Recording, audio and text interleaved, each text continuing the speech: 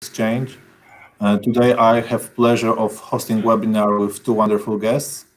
Naozad Hodiwala, representing International Center for Migration Policy Development, Country Coordinator for India. Good afternoon, Naozad. Good afternoon. Thank you for having me. And Tech Prasad Adhikari, first Nepali to make PhD in Poland. Hi, Tech. Hi, hello, thank you.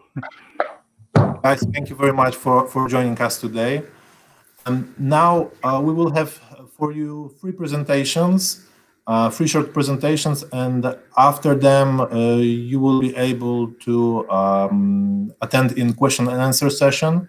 You can type your questions any moment in the chat box in bottom right corner of the window. And now let me start with a short presentation on the key facts of Polish higher education system and briefly presenting you our virtual first platform. Poland is a country with great history of higher education. Jagiellonian University, one that is also one of exhibitors in the fairs, it's one of the oldest universities in the world. As regards to the contemporary universities in Poland, 8 of them are in the QS World University rating. Great thing with all Polish universities is that degrees from them are recognized in whole European Union, meaning that you can freely continue your Polish education in any other European country and many others as well. We have favorable geographical location. Of course, now due to COVID pandemic, it's not so easy to take advantage of this, but in general, it's pretty convenient to travel all around Europe. What is important from point of view people that do not speak English, do not speak Polish, is that we have 800 courses in English available, both for bachelor and masters. We have also PhD doctoral schools available in English. And actually, on our webpage, gopoland.pl, you would be able to find a tool called Study Finder that will facilitate your search for a course that would be of your interest. Very briefly about higher education system in Poland. We have division for bachelor, master, and PhD studies. In most cases, bachelor is 3, sometimes 3.5 years. Master would take 2 years, and PhD in most cases is 4 years. Two important things that is worth to note here is that number 1, Polish diplomas are recognized all around the world, and number 2, in case of PhD doctoral schools, there is no tuition fee. Moreover, all doctoral students are granted with a scholarship. Talking about scholarships, for people from Indian subcontinent, we offer several types of scholarships. First, that is funded by NAWA, Polish National Agency for Academic Exchange, is Łukasiewicz Scholarship. And it's for master students in STEAM, so engineering, IT, life sciences, agriculture, and related fields. As you can see in the slide, there is no tuition and there is monthly allowance in the amount of approximately $400. It takes 3 years. You may be a little confused here because I just said master studies takes 2 years. First year would be for preparatory course of Polish language. Then we have UNESCO Poland co-sponsored fellowship program engineering that is available at AGH University of Science and Technology in Krakow. Then we have PhD program that I have mentioned. So crucial thing here is that every school, every doctoral school in Poland may have their own requirements, and you would be able to learn about them in advance and to prepare for your exam. There are also some kind of individual scholarships funded by different organizations, either by individual universities or special organizations in different cities. For example, study in Lublin, study in Wrocław. These are some cities in Poland that are aggregating offer of all universities in the given city. The best way to find about this option would be to direct contact with their representatives. Here are just the links to the detailed information on all those scholarships, and after the webinar, you would be able to find it on our YouTube channel. Some useful resources for you. NAWA is publishing information about, well, very general about studying in Poland, and also more detailed about different universities, universities of technology, universities of economics, medical universities, so on and so forth. In our brochures, we focus on academic process and also on the very practical things like, for example, living costs. For that part, it would be all. And now let me very briefly introduce you to our virtual fairs platform. Now I will share my screen with you.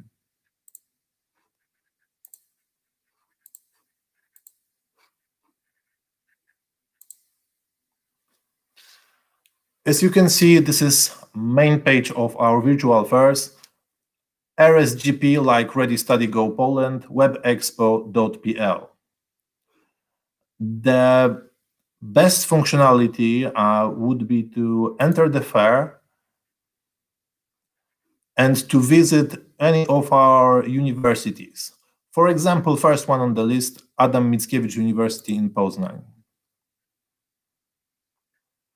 As you can see, you have information about the university, contact detail, website, their offer, meaning what courses in English they offer, some videos, files, it would be mainly brochures to download, Skype, so you would be able to contact them by Skype, and in case you prefer chat, it would be enough to just type your name, email, and you would be able to start chat with them. Just one important technical detail: after completing your conversation with one of your university, you have to end chat by left click to the tool End Chat. And the same would be available on other universities as well. By the way, except from those opportunities, you can also join the next webinars, and the list of webinars is available here. You can see that we will have University of Silesia, Gdańsk University of Technology, and others later during the day. Getting back to the main page, we have information on scholarships, on NAWA scholarship, Ignacy Łukasiewicz scholarship that I have mentioned in detail. You have some testimonials from our foreign students. Today, it is Vivekananda Dutta from India, who is running his PhD studies, actually completed his PhD studies in Warsaw. You have also a list of articles that are dedicated to our collaboration with Indian partners, with Nepali partners, with partners from Indian subcontinent, and many other functionalities. I strongly encourage you to choose Enter the Fair and join the chat with our universities. Now, from my side, this would be all. Thank you very much for your attention, and now it goes to you, Naozad.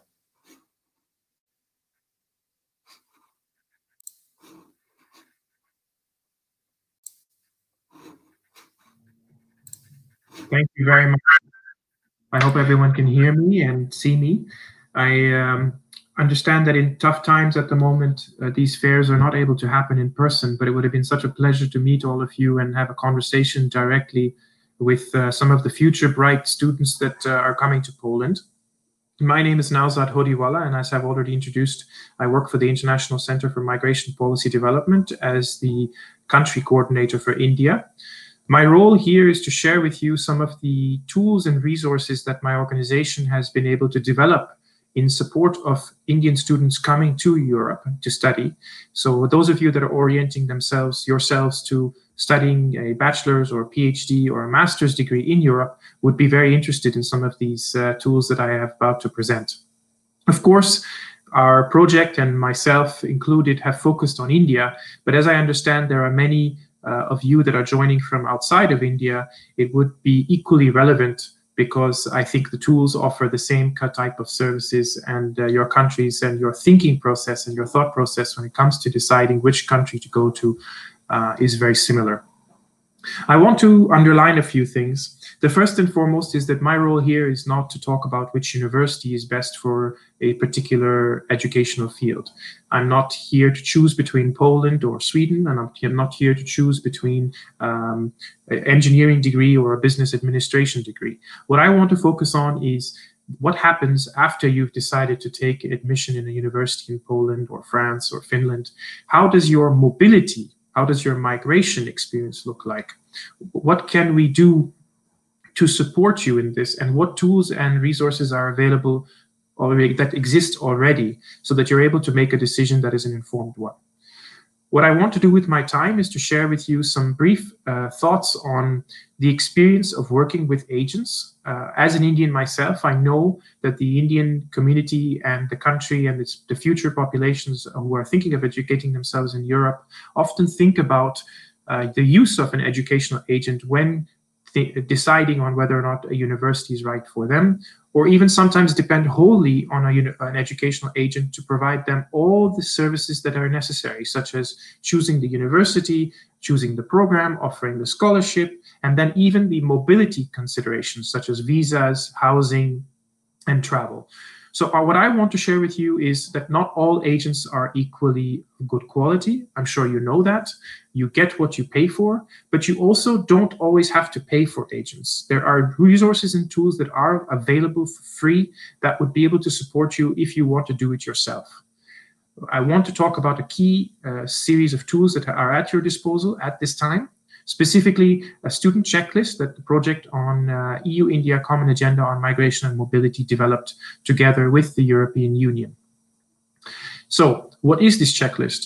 This checklist, which I have in front of you, which I hope you all can see, focuses very much on the experience that one has as a student that is coming from another country to the European Union, and takes you through each phase of that experience. I'm going to try to zoom in here because it's very important to understand that in addition to the tools that are going to be presented here, you also have tools at your disposal from the government of India, such as the Madad portal.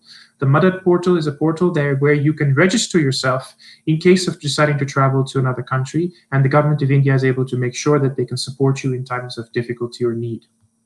So, as I've mentioned to you, we look at each phase, and we ask questions during the preparations of those phases so that you're able to ensure that you have all the necessary information. First and foremost, be aware of the kinds of agents you work with. Second of all, be aware and question the information you find virtually online. If a website does not have the ending of .de or .ac or .uk or .fr, then it's very important that you do not trust that information.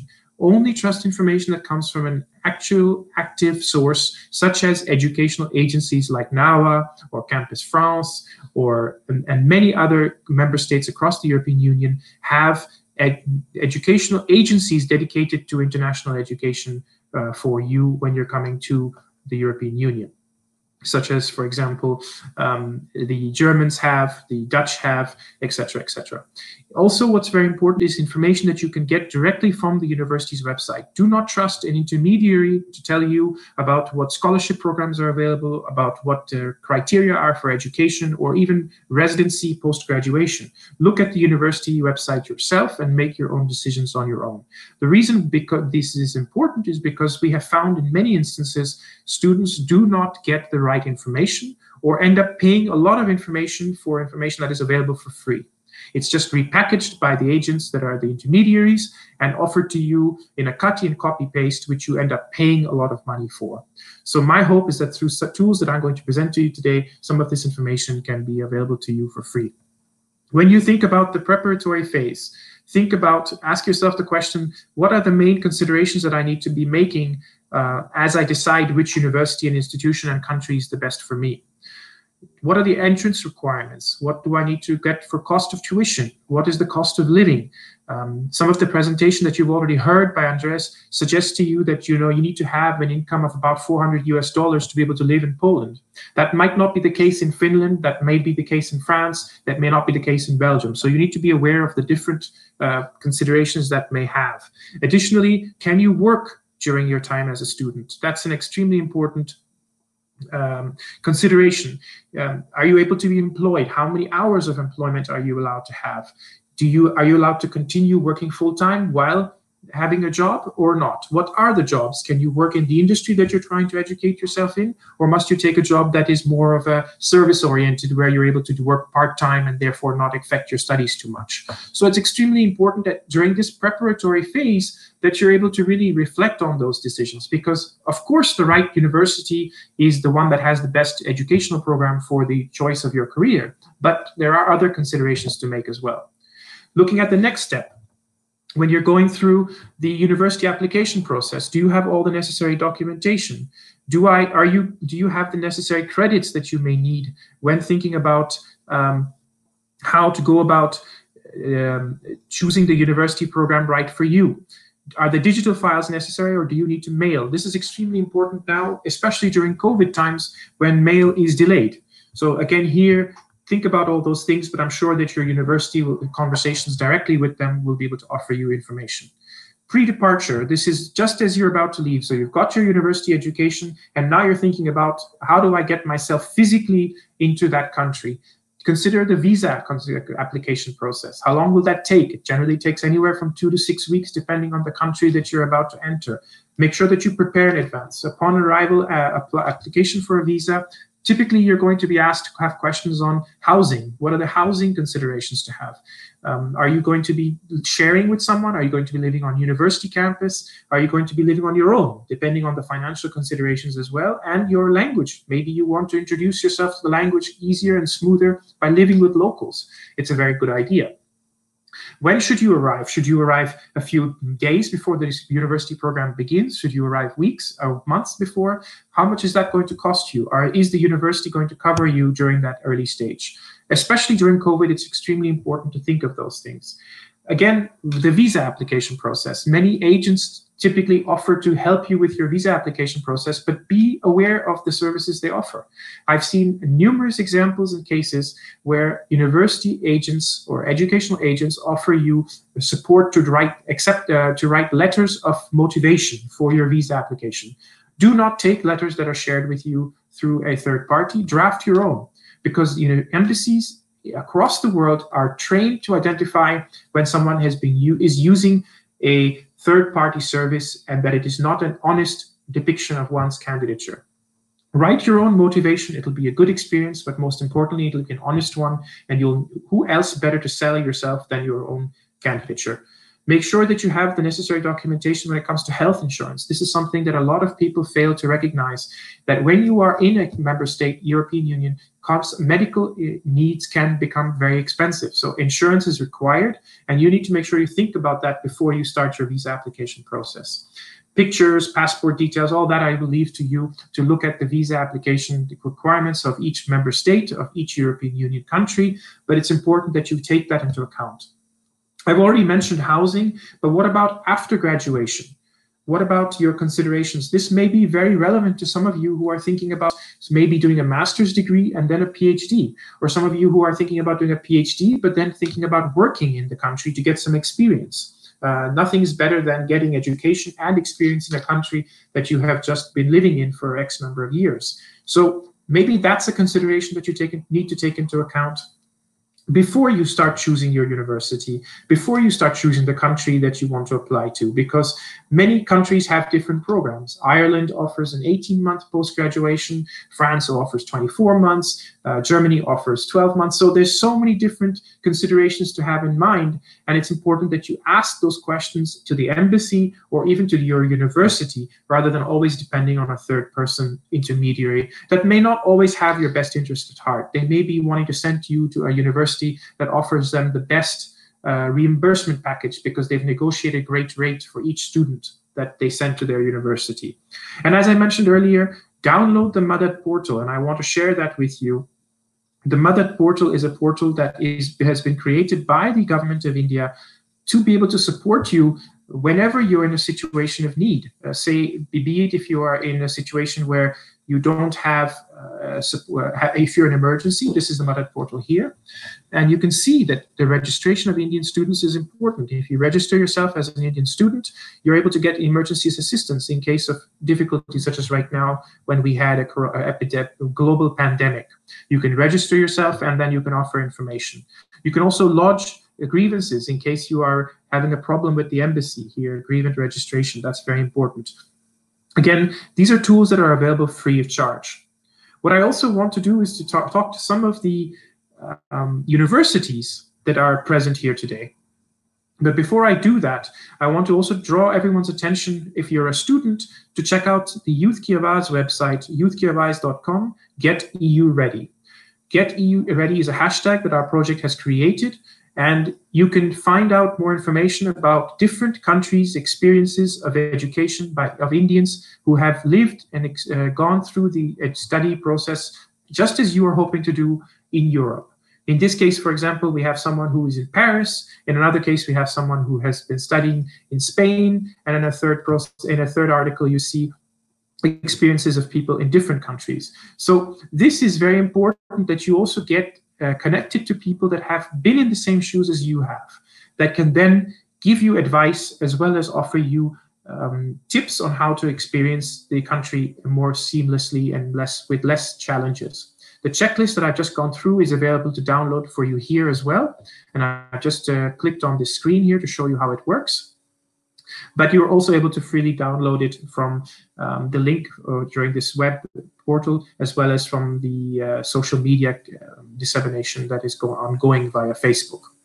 As I mentioned, to close, I want to just mention a couple of things about the resources that are available to students in Europe. So you also have, for example, European Union websites called ec.europa.eu, Education Study in Europe. And here, it takes you once again through the step-by-step process. Where do I begin planning my studies? Find out more information. It gives you country profile pages so that you're able to see, for example, each country that you're thinking of traveling to and what the national agency contact people are saying. So in the case of Poland, for instance, you're able to see what the situation is like, connect with people, quick facts about the country, higher education in Poland, the student visas and scholarship programs. There's also a typical tuition fees for those of you that are going to have to pay tuition fees, and also additional information that you may be interested in finding out. For example, the culture of Poland, or an overview of the 5 reasons why someone would think about studying in Europe. I think it's an attractive proposition and one that I wish I had known about when I was younger. The assistance we offer through our organization is not only to students, and as I understand from Andreas, there are some universities from Poland that are here with us today. I want to show you another tool that is currently being distributed very slowly via our website, but also will soon be on your Facebook page of this event, is how universities in Poland can choose a consultant or agent to help them be able to recruit Indian students or students from another country. This is sometimes very difficult to decide because many universities do not have the necessary experience. And what's important is to understand that attracting students from India as well as other regions, other countries within the region, can be an opportunity to maximize revenue for an agency rather than keeping your best interest as a EU university at heart. So a lot of Indian students are willing to pay a lot of money, and therefore agents are cropping up across the country. And it's important for Polish universities to understand what those risks are. The ubiquitous of educational consultants across the country, the importance of having the right services that your university needs, and the danger of choosing the wrong university agent is extremely hampering to your reputation as well as the future in the country. So we've explained a bit more about the dichotomy here. It's available for you to read as a staff member working within international recruitment at your university, and it also offers you tips on how to be better prepared. Finally, in this tool, we have a questionnaire that you as a staff member at a university in Europe can use to interview potential agencies that are working in India. So that if you, for example, wish to choose an agency, then therefore you have the tools at your disposal on how to make sure that you make that selection process. We have a series of questions, we have a series of forms that they can fill out, and finally, you also have tips on how to manage your contract with the educational agent. This is a modular tool, so it can be printed and then parts of it can be shared for a reference check, but other parts can also be used to guide you through your own staff training. So these are just some of the things that I wanted to share with you today. I hope that this has been helpful to all of you and that you have been able to follow along a bit more about how Indian students, but also students from across the region, are being supported by the European Union. Don't forget about our hashtag, Go EU Ready, Be India Ready. This is extremely important.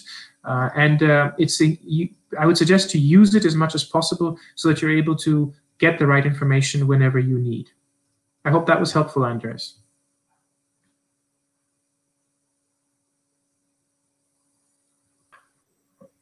It was helpful indeed, very much, I would say. Extremely important facts and ideas that you have shared. Thank you very much for this. Actually, with some of them, I've been familiar thanks to the fact that I was staying in India for some time. And guys, I would really, if I were you, I would really take Naozad's advice for granted. Please follow the presentation. Actually, we will share all the presentations with the participants later on. Thank you very much, Naozad. And I will also put the links to the tools that I have been sharing during the presentation in the chat box. So if anyone wants to review them as my colleagues are going to be presenting next, they can do that, and maybe you have some questions that you'd like to ask me. I'm very happy to stay around and answer them for you. Great. Thank you so much. And then now let me request Tech to take the floor.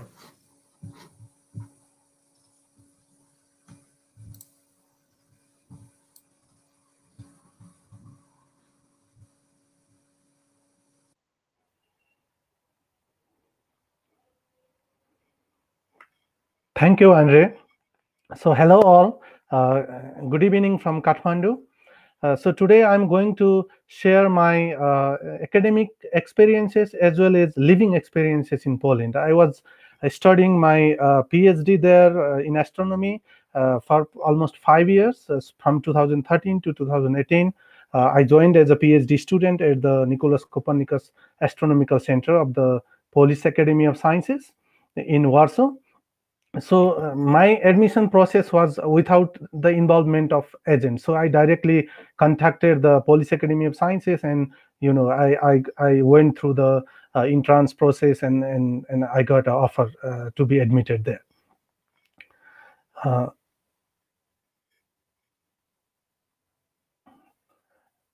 So I would like to share why you should consider Poland for higher studies. And to my impression, Poland has a very excellent academic environment, and this environment is further assisted by very good international collaborations with institutions in Europe and also the institutions from different parts of the world. And this could be a very exciting opportunities for international students, because then you have a chance to have a wider exposure. And also, in addition to the regular scholarship that you can get from universities, you can have your own funding after you apply for it, right? And there are several funding agencies, as Anje has already mentioned, the different funding programs of NAWA. And I would also like to stress that once you get admission in any of the Polish institutions, you can also apply for funding from National Science Center of Poland, Polish Academy of Sciences, Foundation for Polish Science, and many others, Ministry of Education.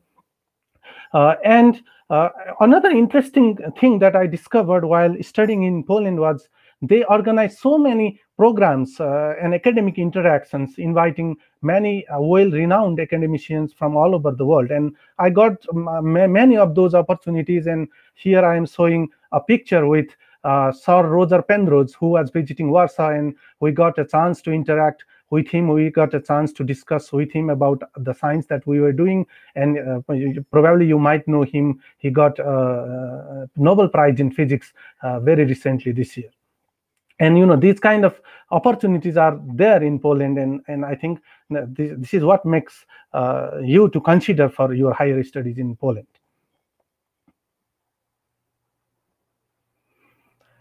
And because of all these platforms, I gained a lot of success from Poland as a PhD student. And above all, on top of these things, I am able to now develop a long-term collaborations with famous Polish scientists, because they are so generous and they are so welcoming. They welcome you to work with them even in long term, even after you finish your study there, which I am currently doing right now.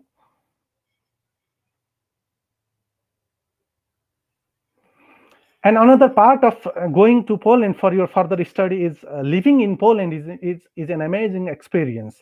It's very rich in culture, history, and arts.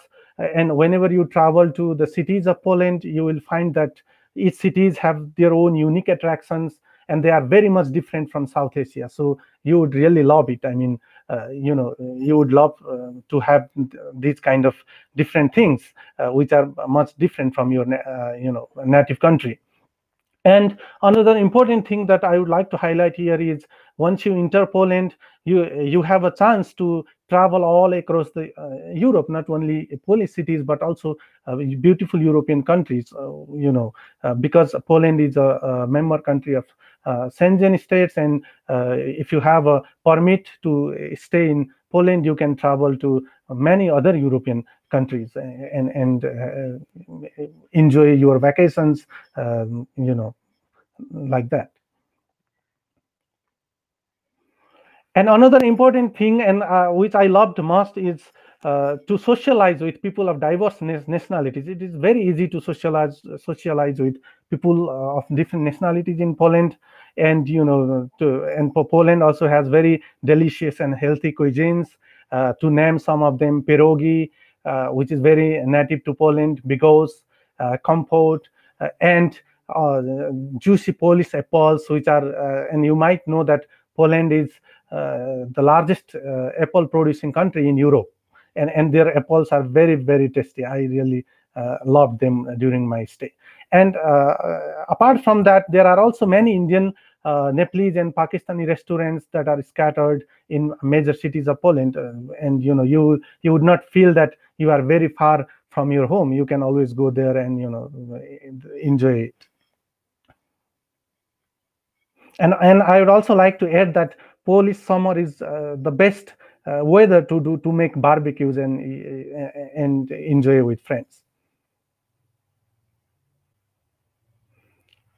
And another interesting fact about Poland that I loved very much is the autumn in Poland is very colorful, and even the big cities like Warsaw, Krakow, they have quite big parks in the middle of the city, and and your weekends are always busy visiting to these places and observing this changing color of the nature.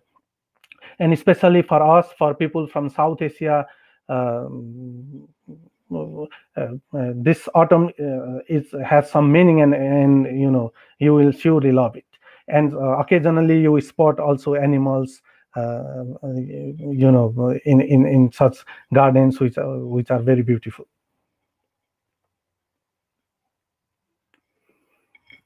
And but of course there are some challenges for newcomers to Poland, especially from South Asia. The very first thing is Polish language. It can be very difficult for you at the beginning, but it's also an opportunity, right, to learn new language and to add new skill in your profile. Also, Polish winter can be very cold, and you might be depressed at the beginning, but immediately you will figure out that there is a lots of fun with the Polish winter. You can participate in many games related to that are usually there during the winter, skating, and of course you can enjoy with snow. You don't need to go to high mountains like in our countries. If we want to play with snow, we need to go to high mountains. Yeah, and this is what I would like to say to you today. But if you have any questions, you can write in chat box. I will try to address them. Also, you can email me later on at any time, and I would be very happy to answer your queries, especially if your queries are related to PhD studies in physics, in astronomy, in science in Poland. Thank you very much for your attention.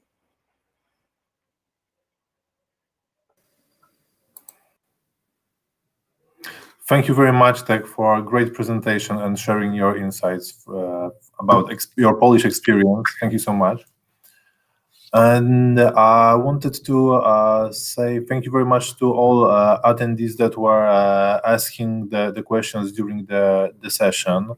I was trying to answer some of them. I've seen that Naozad joined me as well as colleagues from Poland, especially from Wrocław University of Science and Technology. I strongly recommend to visit their stall as well on the fairs, and stalls of all other universities where you would be able to get direct answers to your questions.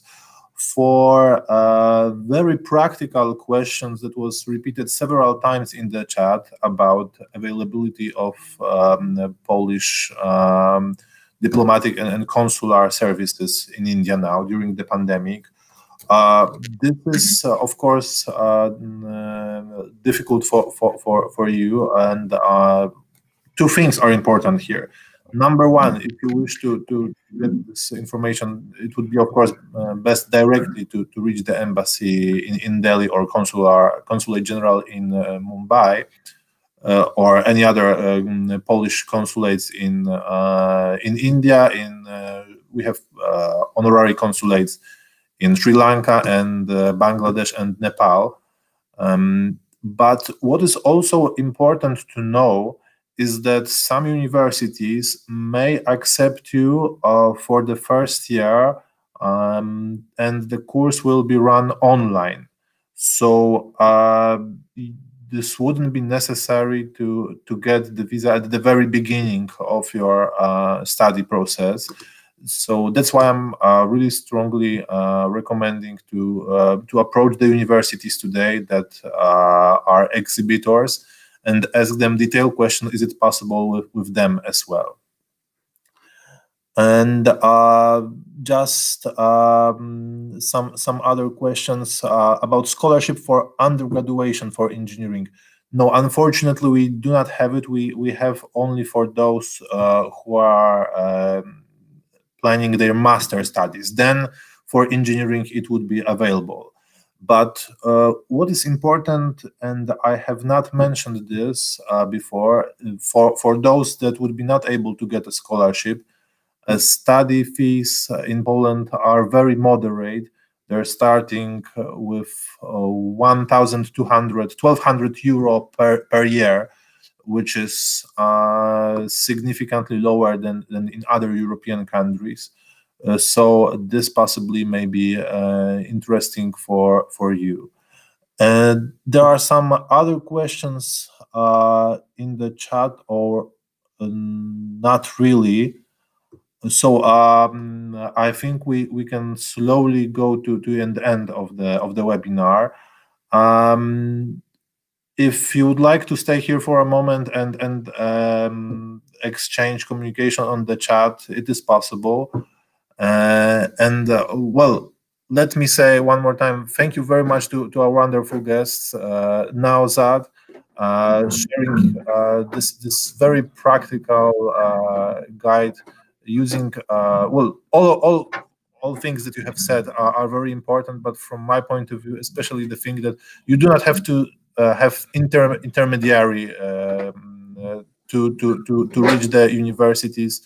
This is what Naozad said, what I believe is true, what our colleagues from Wrocław University of Science and Technology have also confirmed. You can contact Polish universities directly, and this is the best thing. And since we have some Polish colleagues or people that are acquainted with Polish consular service, I think Kanchana Pereira from Sri Lanka. So anyone interested in coming from Sri Lanka can ask Kanchana, and Miss Tatiana, who is Polish lector lecturer of Polish language in Delhi. Of course, you can ask us at gopolandnawa.gov.pl any questions, but also you can reach the people that are close to you for any advice about the studies.